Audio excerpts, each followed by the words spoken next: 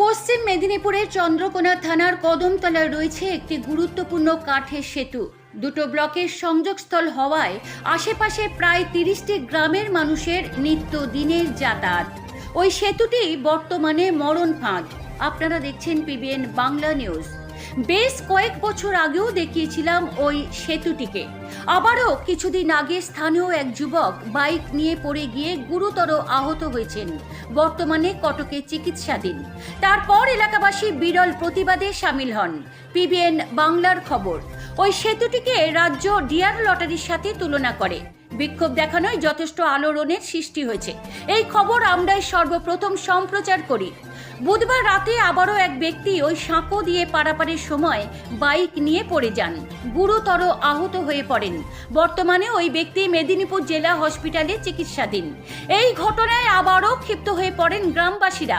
ক্ষিপ্ত